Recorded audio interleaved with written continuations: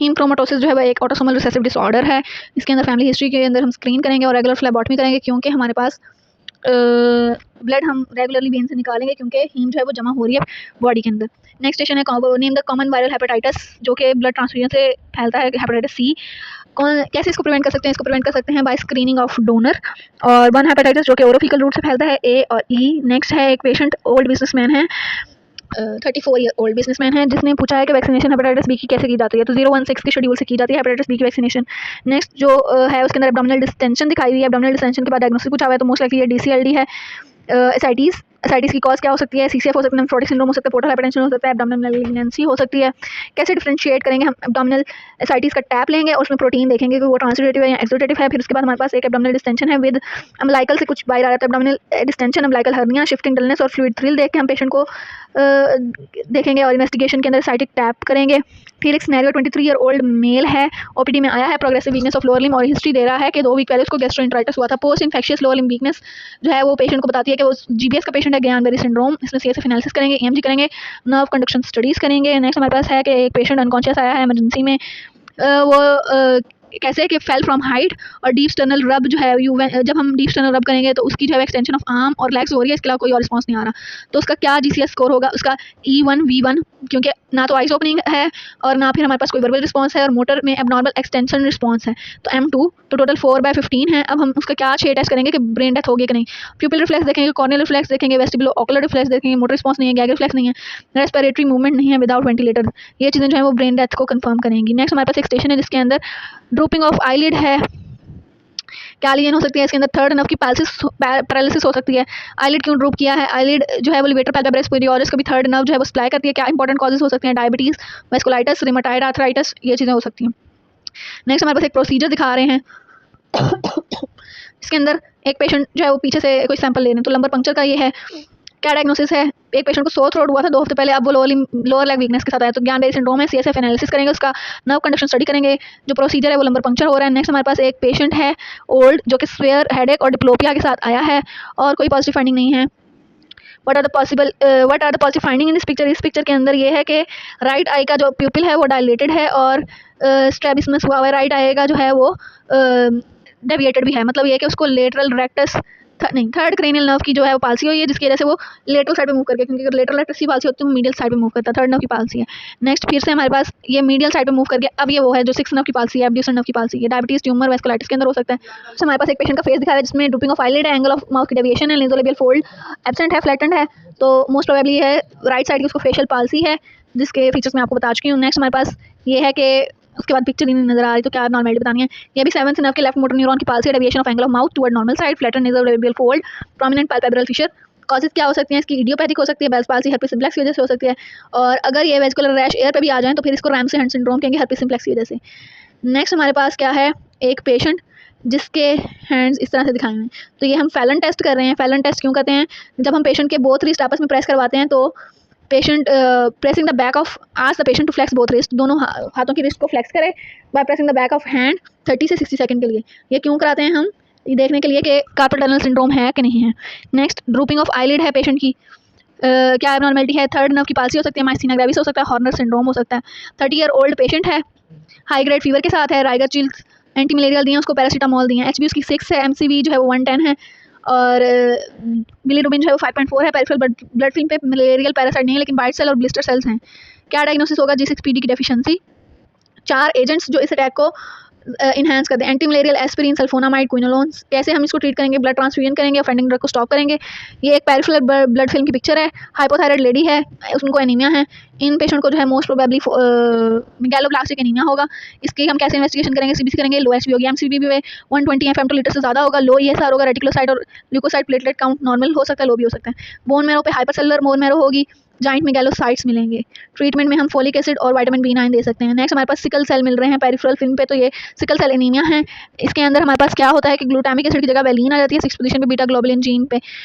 क्या इसकी 3 कॉम्प्लिकेशन हो सकते हैं? Aplastic crisis, sickle chest syndrome जिसके अंदर शॉर्टनेस ऑफ ब्रेथ होगी, fair haemolytic crisis, veno occlusive crisis, ये सारी चीज़ें हो सकती हैं। फिर ये हमारे पास एक 40 ईयर ओल्ड मदर है 6 चिल्ड्रन की, मेनोरेजिया और सेवरल मंथ से, तो इसको जो है ये इसकी पेरिफेरल ब्लड पिक्चर की जो है पेरिफेरल मॉर्फोलॉजी की पिक्चर है। क्या शो करता है ये?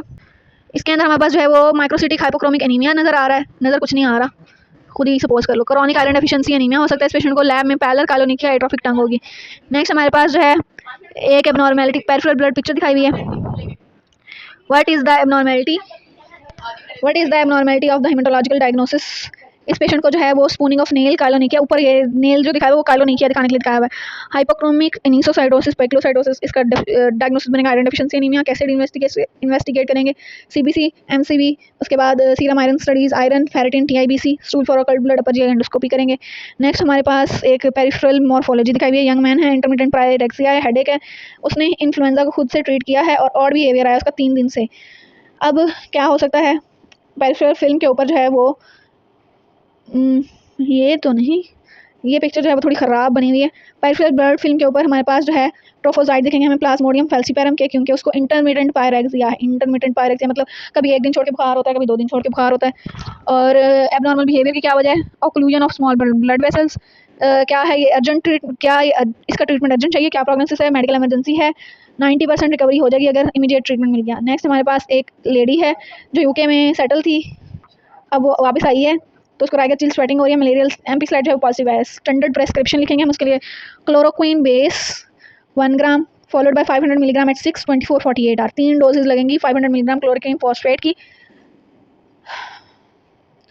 6 24 48 ग्राम में, और क्लोरोक्विन फॉस्फेट 1 ग्राम 0 24 आवर्स, और फिर 0.5 ग्राम एट 48 आवर, इस तरह से देंगे। इसके अलावा प्रीमा क्वीन देंगे 30 mg daily for 14 days.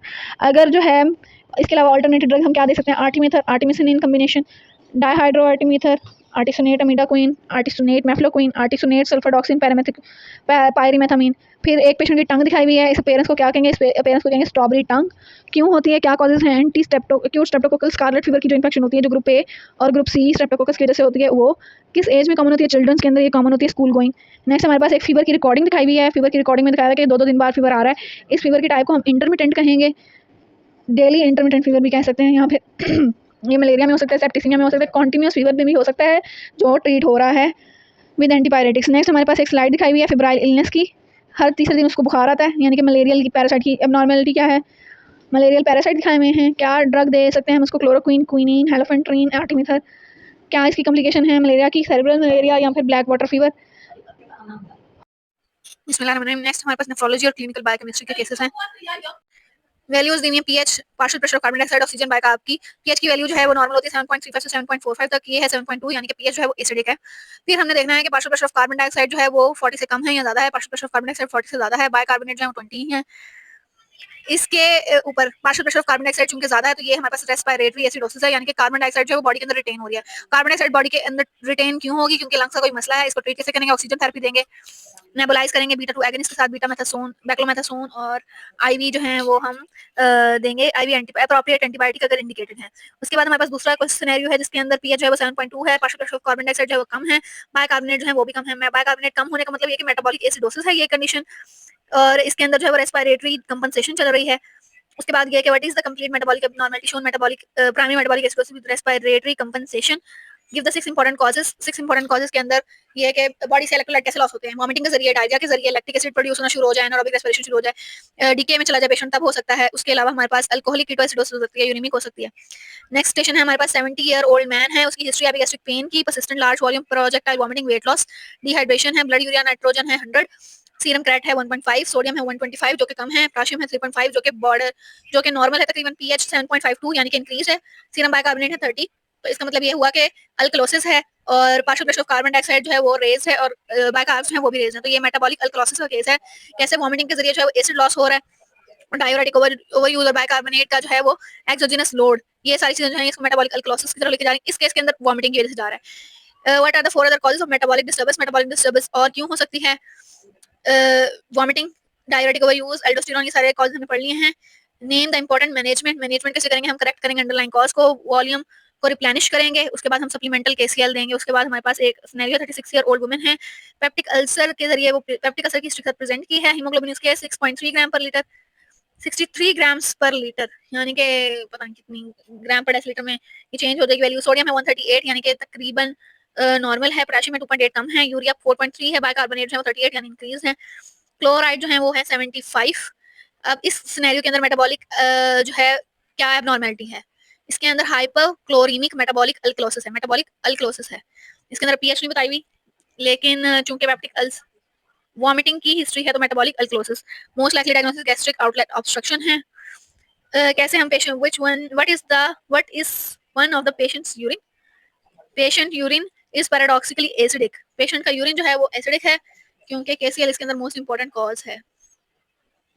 Next हमारे पास है एक केस 62 ईयर ओल्ड वुमेन जो कि lying on the floor of her house on examination वो ब्रेडिकार्डिया है, कोलैप्स है, उसका बीपी जो है वो हमारे पास 85/60 है, मतलब ये कि उसका ब्लड प्रेशर जो है वो नॉर्मल से कम है। सोडियम पोटेशियम की वैल्यूज देखें तो सोडियम जो है वो 136 है, पोटेशियम 4 है, बायोकार्ब्स 10 है यानी डिक्रीज है, क्लोराइड 102 है, यूरिया 7.5 है। बायोकेमिस्ट्री के ऊपर क्या पिक्चर आएगी इस पेशेंट की? बायोकेमिस्ट्री के ऊपर high anion gap in the presence of myocardial infarction and hypotension और मोस्ट प्रोबेबली ये जो है लैक्टिक एसिडोसिस है। अच्छा जी, हाउ विल यू कंफर्म, क्या है इसके अंदर बायोकेमिस्ट्री के ऊपर कमेंट्स कर दिए हैं। उसके बाद हमारे पास ये कि कैसे हम इसका जो है डायग्नोसिस को कंफर्म करेंगे। डायग्नोसिस को कंफर्म करने के लिए हम प्लाज्मा लैक्टेट लेवल कराएंगे जो नॉर्मली 0.02 मोल होता है। अगर ये जो है हमारे पास इस लेवल इससे आगे पीछे होगा तो हमारे पास डायग्नोसिस कंफर्म हो जाएगा। नेक्स्ट हमारे पास peri orbital oedema, peri orbital puffiness के साथ एक आंटी है और 15 ईयर ओल्ड गर्ल है, आंटी नहीं है 15 ईयर ओल्ड गर्ल है। Shortness of breath, weight gain, no history of sore throat, joint pain और रैश और फीवर। पिक्चर ए के ऊपर ग्रॉस फेशियल एडीमा नजर आ रहा है, पेरिऑर्बिटल पफिनेस। पिक्चर बी के ऊपर ग्रॉस पिटिंग एडीमा नजर आ रहा है, ये पिट बनी हुई है। और उसके बाद हम जो है कैसे what are the cause of palpable what can probable underlying diagnosis nephrotic syndrome, क्या एटियोलॉजी होगी, मिनिमल चेंजेस क्योंकि बच्ची है छोटी।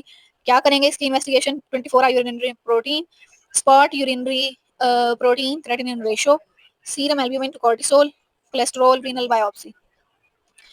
नेक्स्ट हमारे पास high metabolic acidosis with high anion gap, match the acid base disorder का है। तो हम अगर बात करें रेस्पिरेटरी अल्कलोसिस कब होती है? जब हमारे पास जो है वो कार्बन डाइऑक्साइड ज्यादा जो है वो एक्सक्रीट होना शुरू हो जाए। जब ज्यादा एक्सक्रीट होना शुरू होगी तो वो कौन सी हाइपर वेंटिलेशन के अंदर हो जाएगी, ठीक है। मेटाबॉलिक रेस्पिरेटरी एसिडोसिस कब होती है? जब कार्बन डाइऑक्साइड जो है वो रिटेन होना शुरू हो जाए यानी लंग्स का प्रॉब्लम हो, सीओपीडी हो गया, ठीक है। फिर हमारे पास नॉर्मल एनाइन गैप के साथ मेटाबॉलिक एसिडोसिस कब होती है? जब हमारे पास जो है किडनी का कोई मसला हो, रीनल ट्यूबुलर एसिडोसिस हो गया। Metabolic acidosis with high anion gap कब होगी? जब हमारे पास जो है हाइपर एल्ड्रोस्टेरोनिज्म होगी जिसके अंदर इलेक्ट्रोलाइट डिस्टर्बेंस होंगे। और लास्ट हमारे पास मेटाबॉलिक अल्कलोसिस कब होगी? जब हमारे पास किडनी का मसला होगा, मतलब ये कि बाइकार्बोनेट लेवल जो है वो मेंटेन नहीं हो रहा होगा, like in chronic renal no it's in primary hyperaldosteronism metabolic alkalosis और metabolic alkalosis increase in gap in chronic renal failure. और ये यहाँ पे पिक्चर भी चाहिए दी हुई डायूरेटिक्स की क्लासिफिकेशन बनाने, कॉर्पोनिक एनहाइड्रेट्स होते हैं, लूप डायूरेटिक होते हैं और उसके अलावा हमारे पास ऑस्मोटिक डायूरेटिक होते हैं। क्या कॉज कर सकते हैं इनके साइड इफेक्ट फिरोसामाइड के क्या है? Electrolyte imbalance, metabolic alkalosis, ototoxicity. Next case है हमारे पास 14 ईयर ओल्ड है, क्रॉनिक साइकेट्रिक इलनेस है उस बच्चे को, ट्रीटेड बाय लॉन्ग टाइम और उसको पोलीयूरिया पॉलिटिप्सिया हो गया, सोडियम उसका 150 यानी ज्यादा है, पोटेशियम 3.5 है, ब्लड यूरिया नाइट्रोजन 626 है, सीरम क्रेटिनिन 1 है, ब्लड शुगर 180 है। टू रीजन फॉर पोलिटिक्स या पोलियूरिया, उस पेशेंट को जो है वो डायबिटीज इंसिपिडस हो सकती है। इसके अलावा लीथियम की वजह से जो है वो नेफ्रोजेनिसिटी हो सकती है, साइकोजेनिक हो सकता है। इसके अलावा सीरम ऑस्मोलैरिटी कैलकुलेट करनी है। सीरम ऑस्मोलैरिटी कैसे कैलकुलेट करनी है? Two two sodium plus urea divided by 6 plus sugar divided by 16, ठीक है। इस तरह से हमें 2 sodium urea divide by 6 sugar divide by 16, इस तरह से हम सीरम की ऑस्मोलैरिटी कैलकुलेट करेंगे, ऑस्मोलैरिटी कैलकुलेट करेंगे। नेक्स्ट हमारे पास है सिनेरियो जिसके अंदर एक 55 ईयर ओल्ड मैन है, पुअरली कंट्रोल डायबिटीज और हाइपरटेंशन है, 20 ईयर से, पीएच उसकी है 7.1, पीएच डिक्रीज्ड है, ब्लड ग्लूकोज 176 है, पोटेशियम 6.1 है यानी रेज है। तो इस और कार्बन डाइऑक्साइड है 20, बाइकार्बोनेट है 10, बाइकार्बोनेट कम है यहाँ यानी कि मेटाबॉलिक एसिडोसिस की कंडीशन है। इसके अंदर क्या अंडरलाइन कॉज हो सकता है? Renal failure. क्या ट्रीटमेंट है? डायलिसिस या फिर kidney transplant. Next diabetic patient, advance renal disease है इस पेशेंट को, इंडेक्स फिंगर के ऊपर उसकी इन्फेक्शन है, culture of pulse sensitivity amoxil gentamicin को सेंसिटिव है। Which drug would you avoid? क्यों अवॉइड करेंगे? वो ड्रग जो नेफ्रोटॉक्सिक होगी वो अवॉइड करेंगे क्योंकि उसको रीनल डिजीज है, इसमें जेंटामाइसिन अवॉइड करेंगे क्योंकि वो नेफ्रोटॉक्सिक है। 50 ईयर ओल्ड मैन है suffering from advance liver disease, उसका जब हमने जीपी किया है, नहीं उसके जनरल प्रैक्टिशनर ने उसको डाइजिपाम, फ्रोसिमाइड, लैक्टिलोसिप्रो एडवाइस किया है। अब लिवर डिजीज के अंदर कौन सी ड्रग देनी है जो कि उसकी जो है लिवर डिजीज को प्रेसिपिटेट ना करे, लाइक डाइजिपाम, डाइजिपाम जो है वो इंसेफ्लोपैथी कर सकती है। नेक्स्ट है यंग गर्ल 19 ईयर की है, इमरजेंसी में आई है, डिहाइड्रेशन, हाइपरटेंशन, टेकिपनिया, एबीजीज जो है वो पीएच 7.2 यानी कि एसिडोसिस, बाइका 14 यानी कि डिक्रीज, तो मेटाबॉलिक एसिडोसिस है। मोस्ट प्रोबेबली डायबिटिक है, रीनल फेलियर हो सकता है, डायरिया हो सकता है, ब्लड शुगर कराएंगे, यूरिन फॉर कीटोन कराएंगे। 10 ईयर ओल्ड गर्ल है, ग्रॉस हिमेचूरिया है after sore throat, blood pressure उसका 170/100 है, प्री टिबियल एडिमा है 2+, सीरम क्रेट है 3.2, यूरिन के अंदर मल्टीपल आरबीसी हैं। क्या हो सकता है पेशेंट को मल्टीपल आरबीसी इन यूरिन यानी कि हिमाचूरिया तो ग्लोमेरुलोनेफ्राइटिस हो सकता है। क्या कराएंगे investigation 24 hour urinary protein, throat swab, ASO titre, और ये जो है most probably post streptococcal glomerulonephritis का केस है। नेक्स्ट हमारे पास फिजिकल फाइंडिंग बताई हुई है और डायग्नोसिस बताए हुए हैं और इनको मैच करना है। Peri orbital puffiness nephrotic syndrome में होती है। लेफ्ट स्टर्नल हीव जो है वो राइट वेंट्रिकुलर हाइपरट्रोफी के साथ एसोसिएटेड है। पल्सेटिंग लीवर जो है वो हमारे पास tenderness in right iliac fossa appendicitis, bronchial breathing sound जो है वो कंसोलिडेशन के साथ, और पल्सेटिंग लीवर जो है वो राइट हार्ट फेलियर के साथ हो जाएगा। फिर 3 का यस 1 नहीं है। नेक्स्ट हमारे पास और है कि पेशेंट टोसिस के साथ जो है माइसीनिया ग्रेविस, साइनोसिस के साथ जो है वो हमारे पास इनमें से साइनोसिस छोड़ मरमर के साथ हमारे पास यहाँ पे आएगा कार्डिक टेम्पोनाट, मरमर के साथ साइनोसिस के साथ हमारे पास आएगा एम्फाइसीमा, मरमर के साथ हमारे पास आएगा हाइपरथायराइडिज्म, स्प्लीनोमेगाली के साथ आएगा हमारे पास माइलोफाइब्रोसिस, और पल्सस पैराडॉक्सस के साथ आएगा हमारे पास कार्डिक टेम्पोनाट। नेक्स्ट हमारे पास दांत दिखाए हैं स्कर्वी के लिए। स्कर्वी विटामिन सी डेफिशिएंसी की वजह से होती है। इसमें वीकनेस, जॉइंट पेन, ब्रूजेस और गम ब्लीडिंग होगी। नेक्स्ट नेल दिखाए हुए हैं, नेल पिटिंग है, ओनिको माइकोसिस यानी कि फंगल नेल इन्फेक्शन की वजह से हुआ है। नेक्स्ट रॉस स्पॉट दिखाए हुए हैं आई के अंदर फंडोस्कोपी पे, नहीं फंडोस्कोपी दिखाई हुई है, ऑप्थेल्मोस्कोप से सिल्वर कॉपर वायरिंग है। ये जो है उसके अंदर होती है एथेरोस्क्लेरोटिक नेफ्रोपैथी या फिर हाइपरटेंसिव नेफ्रोपैथी के अंदर, nicking of vein, tortuosity of vessel. Next station number 10 के लिए कोई केस, एक पेशेंट है जो कि हेमेटोमेसिस है, एनसेड वो ले रहा था आर्थराइटिस के लिए। हेमेटोमेसिस उस पेशेंट के अंदर क्यों हुई है? उसके अंदर जो है एरोसिव गैस्ट्राइटिस हुआ है, क्यों? मोस्ट प्रोबेबली या फिर ड्यूरिनल अल्सर जो वो एनसेड ले रहा है, या फिर miliary stare. How are you manage him? Air breathing circulation maintain करेंगे, वाइट बोर कैनुला लगाएंगे, रिंगर लैक्टेट देंगे, ब्लड ट्रांसफ्यूजन करेंगे, एनसेड को स्टॉप करेंगे, पीपीआईज देंगे, एंडोस्कोपीज करेंगे उसकी, और उसके बाद जो है उसके जो सोर्स है उसको सोर्स के मुताबिक उसको ट्रीट करेंगे। नेक्स्ट है एक ओल्ड लेडी है ब्रोंकियल एस्मा के साथ आई है, साल्बिटामोल इनहेलर लेती हैं इरेगुलरली। अब वो प्रेजेंट किए cough fever, mucopurulent, sputum, shortness of breath के साथ, रेस्टलेस हैं, रेस्पिरेटरी रेट 38 है, पल्स 120 है, विद पैराडॉक्सिकस 125 मिलीमीटर उसमें पैराडॉक्सस होता है, वो चेस्ट बायलेटरली वीज हैं, कोर्स क्रैप्स हैं, तो ये most probably acute exacerbation of asthma है। Which grade of asthma she suffering from severe asthma है, क्यों? क्योंकि उसको रेस्टलेस है, पेशेंट जो है वो रेस्टलेस है। उसके अलावा जो है अपना सेंटेंस कंप्लीट नहीं कर सकती, रेस्पिरेटरी रेट 30 है, पल्स जो है वो 120 के करीब है, साथ में पैराडॉक्सिकस है।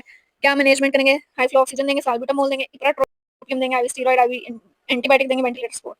नेक्स्ट है एक 14 ईयर ओल्ड बॉय है जिसको डायग्नोज हुआ है कि एक्यूट रूमेटिक फीवर। उसके फादर जो है बहुत परेशान है, वो उनको काउंसिल करना है।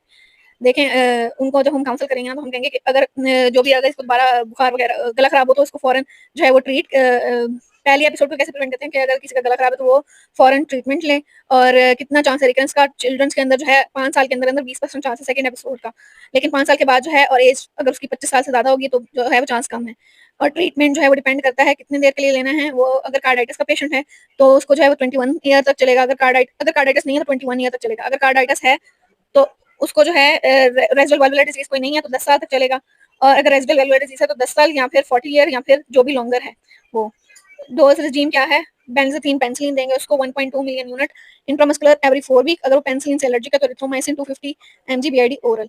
नेक्स्ट हमारे पास है एक जेंटलमैन जो कि हेमेटोमेसिस के साथ आया। कैसे मैनेज करेंगे? ये हमने कर लिया है कि हेमेटोमेसिस के साथ अगर कोई आएगा तो उसकी एबीसी मेंटेन करेंगे, व्हाइट बोल लाइन डालेंगे, इंट्रावेस्कुलर वॉल्यूम मेंटेन करेंगे, ब्लड लगाएंगे, एंडोस्कोपी करेंगे, देखेंगे क्या कॉज है, और जो एनसेड्स वगैरह अगर वो कोई ले रहा है ड्रग्स तो उनको अवॉइड करेंगे और उसको ट्रीट करेंगे, पीपीआईज देंगे। नेक्स्ट हमारे पास है एक ओल्ड पेशेंट है, डायग्नोसिस है उसको CLD secondary to hepatitis C, emergency में आया है शॉक की स्टेट में हेमेटोमेसिस के साथ। अब उसके साथ क्या करेंगे? सेम प्रोसीजर है, एयर ब्रीदिंग सर्कुलेशन, पेशेंट को लेफ्ट लेटरल करेंगे ताकि वो एस्पायर ना कर ले, रिससिटेशन करेंगे, 2 large IV cannula, IV fluid देंगे, ब्लड ट्रांसफ्यूजन देंगे, उसकी लैब्स भेजेंगे, CBC, PT INR, LFTs, RFTs, blood type and cross match, उसके वाइटल मॉनिटर करेंगे रेगुलर 1 आवरली या 2 hourly, BP, SPO two, urine output और पल्स। मेडिकल मैनेजमेंट स्टार्ट करेंगे, आईवी पीपीआईज देंगे, pantoprazole 80 mg bolus 8 mg per hour infusion पे, या फिर octreotide 50 mg bolus 50 microgram per hour infusion पे, ivy antibiotics ceftriaxone 1 gram per day 1 gram daily as prophylaxis. Specific treatment के अंदर वेरिसियल bleed अगर है वो पोर्टल हाइपरटेंशन की वजह से होगी, अर्जेंट ऊपर जाइए एंडोस्कोपी करेंगे, बैंड लाइगेशन या स्क्लेरोथेरेपी करेंगे वेरिसिस की, और एडिशनल कंसिडरेशन की अगर उसको आयन प्रोलॉन्ग है या प्लेटलेट्स लो है तो fresh frozen plasma platelet transfusion देंगे, टर्लीप्रेसिन देंगे, ऑक्सीटाइड अगर नहीं है तो। उसके अलावा रिफ्रैक्टिव ब्लीडिंग है तो ब्लून टेम्पनाट करेंगे स्टैंगस्टन ब्लैक मोड ट्यूब के साथ। डिस्पोजिशन अगर उसका जो है हालत बिगड़ रही है तो उसको आईसीयू या एचडीयू में शिफ्ट करेंगे, गैस्ट्रोएंटरोलॉजी और हेपेटोलॉजी की टीम्स को इन्वॉल्व करेंगे लॉन्ग टर्म मैनेजमेंट के अंदर, उसकी सर्वेलेंस रखेंगे, variceal surveillance, beta blocker, hepatitis C की थेरेपी देंगे और लिवर ट्रांसप्लांट के लिए इवैल्यूएट करेंगे। नेक्स्ट है, एक पेशेंट है जो डिस्चार्ज हो रहा है वारफरिन फॉर डीवीटी। अब उससे कुछ क्वेश्चन पूछने हैं रिगार्डिंग दिस ड्रग। वो पूछ रहा है कुछ क्वेश्चन रिगार्डिंग दिस ड्रग कि ये मेडिकेशन मुझे क्यों दी है। वारफरिन ब्लड थिनर है, वारफरिन आपको इसलिए दिया ताकि आपका जो ब्लड क्लॉट अगर कोई बन रहे हैं जैसे डीवीटी या पल्मोनरी एम्बोलिज्म, तो वो जो है वो ना बने और आपको जो है हार्ट अटैक वगैरह के चांसेस जो है वो ना हो। ये जो है हार्ट अटैक के पेशेंट को भी देते हैं, हार्ट वॉल जो रिप्लेस करते हैं उनके पेशेंट को भी देते हैं, अगर इसकी रेगुलर हार्ट बीट है तो उसको देते हैं। कोई स्पेशल प्रिकॉशन, वो पूछ रहा है कि आपसे कि कोई स्पेशल प्रिकॉशन मुझे फॉलो करनी है। वारफरिन रोज सेम टाइम पे लेनी है, इसकी डोज खुद से चेंज नहीं करनी। डॉक्टर को बताना है जब भी स्टार्ट करनी है, स्टॉप करनी है, कोई सर्जरी हो तो डॉक्टर को बताना है कि मैं वारफरिन लेता हूँ, और आईएनआर रेगुलर बेसिस पे जो है वो चेक कराना है अपना। नेक्स्ट वो पूछता है कि डाइटरी कोई इंस्ट्रक्शन, कोई खास डाइटरी इंस्ट्रक्शन नहीं है, बस विटामिन के रिच फूड लें।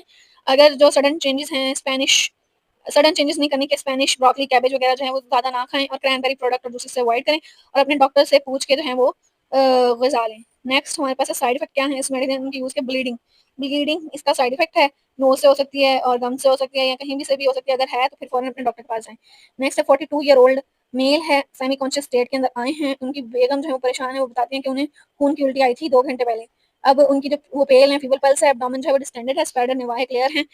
अब इस पेशेंट को हम कैसे मैनेज करेंगे। शॉर्ट हिस्ट्री एग्जामिनेशन के बाद उसको मेंटेन करेंगे आईवी लाइंस 18 गेज या वाइट बोर ब्रैनलास के साथ मेंटेन करेंगे उसके वाइटल्स को, अर्जेंट लैब्स भेजेंगे, ब्लड क्रॉस मैच करेंगे, ट्रांसफ्यूजन करेंगे, यहाँ को लाइट देंगे, ऑक्सीजन थेरेपी देंगे, अर्जेंट एंडोस्कोपी करेंगे। नेक्स्ट हमारे पास मिथोट्रेक्स टैबलेट है, 4 इंडिकेशन बतानी है इसके यूज की।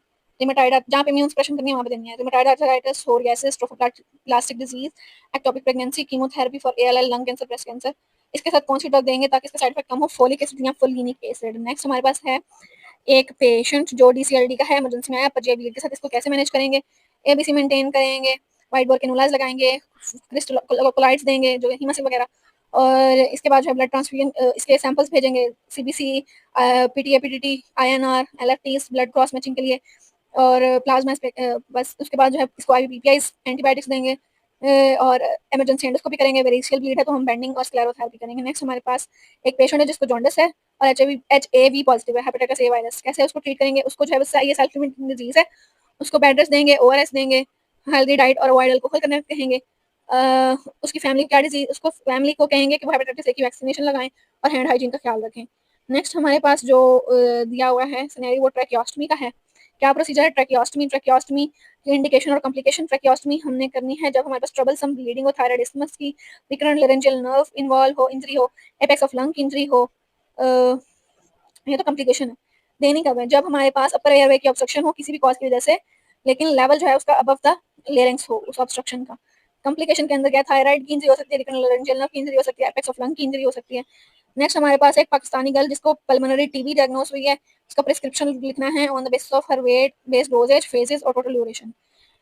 वेट बेस्ड डोजेज के ऊपर उसको आइसोनियाजिड 5 ग्राम, रिफेम्पिसिन 10 ग्राम, इथाम्बुटोल 15 ग्राम और पायरेजिनामाइड 25 ग्राम।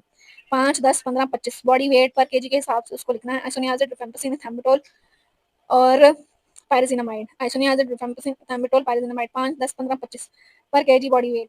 फिर फेजेस ऑफ ट्रीटमेंट के अंदर इनिशियल फेज होता है जिसके अंदर 4 ड्रग्स चलती हैं 3 महीने, फिर पायरेजिनामाइड को स्टॉप करते हैं। कंटिन्यूएशन फेज में 3 मंथ 3 ड्रग होती हैं 6 महीने के लिए, आइसोनियाजिड, रिफेम्पिसिन और इथाम्बुटोल। फिर हमारे पास साथ में हम विटामिन B6 देते हैं ताकि उसको जो न्यूरोपैथी है वो ना हो, और टोटल ड्यूरेशन जो है वो 9 मंथ का होता है। नेक्स्ट है एक स्लाइड यंग मेल है, फेब्राइल इलनेस है, शिवरिंग है, एवरी थर्ड डे फीवर होता है, यानी कि फीवर जो है वो इंटरमिटेंट है, और पेरिफेरल्स में दिखाया हुआ है। मोस्ट प्रोबेबली ये ring form of Plasmodium falciparum है। इसको कैसे मैनेज करेंगे। आर्टीमेथर, लुमेफेंट्राइन, क्विनीन या टोबाक्यूनोन, प्रोगुआनिल के साथ। क्या इसकी कॉम्प्लिकेशन हो सकती है। Cerebral malaria, black water fever, acute renal failure, algid malaria, convergence, hypoglycaemia. Next scenario 54 year old diabetic male है और ऑल्टर मेंटल स्टेटस के साथ अपने कमरे में पड़े थे, डीप ब्रीदिंग करें और एसीटोन स्मेल है, मोस्ट प्रोबेबली डीके है। इनका सीबीसी करेंगे, blood sugar level, serum electrolyte, urine complete करेंगे, ketones, blood ketones, chest X ray, ultrasound. क्या ट्रीटमेंट देंगे इनको। इंसुलिन की वजह से ये हुआ है, इंसुलिन डेफिशिएंसी की वजह से ट्रीटमेंट में नॉर्मल सलाइन और इंसुलिन देंगे। नेक्स्ट हमारे पास 35 ईयर ओल्ड लेडी है जो कि 6 मंथ हिस्ट्री है उनकी abdominal pain, weight loss, tiredness की, बीपी 90-60 है, ब्लैक पिगमेंटेशन है बकल म्यूकोजा की। पिगमेंटेशन एडिसन डिजीज के अंदर इसे हमने पढ़ी है, ज्यादा हमने कहीं पढ़ी नहीं है। सोडियम 120 है, पोटेशियम 5.8 है, पोटेशियम बढ़ा हुआ है, सोडियम कम है, मोस्ट प्रोबेबली ये एडिसन डिजीज ही है। एटियोलॉजी क्या है उनको, ट्यूबरकुलोसिस हुई हुई है, एड्रिनल ग्लैंड की, weight loss, abdominal pain, tiredness, ठीक है, इसकी वजह से। एक्सरे एब्डोमेन पे कैल्सिफिकेशन है एड्रिनल ग्लैंड की। ईएसआर जो है वो रेज बीएसआर जो है वो रेज है। ब्लड शुगर लेवल नॉर्मल है, तेज नहीं है। क्या इन्वेस्टिगेशन होंगी? Serum acetic, serum cortisol. Next है 25 year old final year medical student, RTA के बाद आया है, उसको एब्रेजन है आर्म्स फीट पे, उसको फर्स्ट एड मिल चुकी है, ड्रेसिंग मिल चुकी है। अब वो कंसर्न है टेटनस के बारे में, और कैसे पहले उसे पूछेंगे आपने पहले कब कब कराई थी प्रीवियस वैक्सीनेशन, अगर कराई थी तो बूस्टर लगा था और एटीटी या एटीएस दोनों लगे थे या एक लगा था। अगर जो है हमारे पास side effect of vaccination discuss करने हैं। अब अगर प्राइमरी इम्यूनाइजेशन यानी पेशेंट को जो है वो पिछले जो है 2 डोजेस लगानी है, 4 या 6 हफ्ते के वक्त से 2 डोजेस लगानी है। थर्ड डोज जो है वो फिर लगानी है 6 से 12 महीने के बाद फॉर 1 डोज डी टैप की, टी डैप की, टेटनस टॉक्साइड डिप्थीरिया एसेलर पर्टुसिस की वैक्सीन को सब्स्टिट्यूट करना है। फिर बूस्टर डोज जो है हर 10 साल के बाद लगानी है। पहले 4 हफ्ते या 6 हफ्ते अपार्ट 2 डोजेस लगेंगे, फिर 6 से 12 महीने के बाद एक और डोज लगेगी, फिर बूस्टर लगेगी हर 10 साल बाद। अब अगर जो है पेशेंट को 5 साल हो गए हैं आफ्टर अ डोज, अगर मेजर इंजरी है तो 5 साल के बाद जो है वो उसको 5 साल हो गए हैं तो वैक्सीन लगेगी। अगर मेजर इंजरी है मेजर इंजरी है तो 3 साल के बाद लगेगी, और अगर माइनर इंजरी है तो 5 साल अगर हुए में उसको वैक्सीन हुए तब लगेगी उसको दोबारा वैक्सीन। पैसिव इम्यूनाइजेशन जो है वो एंटी टेटनस सीरम आता है, जिसके अंदर टेटनस इम्यूनोग्लोबिन 250 यूनिट इंट्रामस्कुलरली लगती है, एक्टिव इम्यूनाइजेशन होती है उससे। नेक्स्ट है 40 ईयर ओल्ड मेल है, इमरजेंसी में आया है विद हेमाटोमेसिस, एनसाइड ले रहा था, सेम वही स्टेशन है। नेक्स्ट हमारे पास है known case of multiple myeloma है, इमरजेंसी से आए हैं ऑल्टरमेंटेशन पॉलीडिप्सिया से, जीसीएस 10/15 बीपी 140/80, फोकल न्यूरोलॉजिकल कोई साइन नहीं आ रहे, और ब्लड यूरिया जो है वो 60 मिलीग्राम पर डेसीलीटर है, ईएसआर 100 है, प्लेटलेट 340 है, टीएलसी 4.6 है, एचबी 10.5 है, कैल्शियम 11.5 है। और पूछा क्या what is the most likely reason for his symptom, primary hyperparathyroidism हो सकती है, या फिर एड्रीनल इनसफिशिएंसी हो सकती है। मल्टीपल माइलोमा के अंदर जो है वो ऑस्टियोक्लास्ट मेलिग्नेंसी हो सकती है, multiple myeloma with osteoclast activating factor lymphoma secreting 125। उसके अलावा जो है हमारे पास विटामिन डी की इंटॉक्सिकेशन हो सकती है। नेक्स्ट क्वेश्चन है what are the 4 causes of your answer above, hypercalcaemia. इसके अलावा और 4 कॉजेस क्या हो सकती हैं, tuberculosis, Paget disease of bone, hypocalciuric hypercalcaemia या थायराइड डाययूरेटिक वगैरह। कैसे ट्रीट करेंगे हम, वॉल्यूम एक्सपेंड करेंगे, आईवी नॉर्मल सलाइन या लूप डाययूरेटिक्स देंगे। उसके अलावा हम जो है बिस्फोस्फोनेट देंगे, ग्लूकोकोर्टिकॉइड्स देंगे। नेक्स्ट हमारे पास फोलिस कैथेटर का है, फोलिस कैथेटर के पार्ट्स, ये सब ये पार्ट जो है ये बलून है, ये जो है बैग वाला पोर्ट है यूरिन ड्रेनेज पोर्ट, फिर ये बलून पोर्ट है, और ये कैथेटर है, यूरिनरी कैथेटर है। प्रोसीजर हमने एग्जामिनर को एक्सप्लेन कर देना है कि सबसे पहले हम जो है स्टीराइल ग्लव्स पहनेंगे, लेग्स को अपार्ट करेंगे, मील्स के अंदर जो है वो उस एरिया को क्लीन करेंगे, दोनों के अंदर लुब्रिकेट करेंगे, टिप को ऑफ फोलिस कैथेटर पूरे के ऊपर लगाएंगे लिग्नोकेन जेल, और इंजेक्ट भी करेंगे थोड़ा सा जो है वो थोड़ा सा वजाइना या जहाँ पे इंसर्ट करने की वहाँ पे लगाएंगे, 10 सेकंड का होल्ड करेंगे, फिर उसके बाद जो है हम जेंटली इंसर्ट करेंगे फोलिस को, और फिर उसके बाद हम 10 सीसी सिरिंज से जो है वो 10 सीसी डाल देंगे फ्लूइड यानी नॉर्मल सलाइन से बलून इन्फ्लेट कर जाएगा। फिर उसके बाद जो है हम पेशेंट के कपड़े वगैरह पहना देंगे। नेक्स्ट हमारे पास है old lady recently presented with swelling in front of neck, prop process है, पल्स रेट 120 है, ब्रूई है स्वेलिंग पे, तो ये मोस्ट प्रोबेबली ग्रेव्स डिजीज का केस है। इसमें टैकीकार्डिया और ट्रेमर्स हैं। इसमें हम ट्रीटमेंट में क्या देंगे, मेथिमासोल या प्रोपाइल थायोयूरासिल। मेथिमासोल की डोज है 30 से 60 मिलीग्राम, इन 2 डिवाइडेड डोजेस प्रोपाइल यूरासिल 300 से 600 मिलीग्राम, इन 4 डिवाइडेड डोजेस। इसके अलावा रेडियोएक्टिव आयोडीन एब्लेशन कर सकते हैं, सब टोटल थायराइडेक्टमी कर सकते हैं।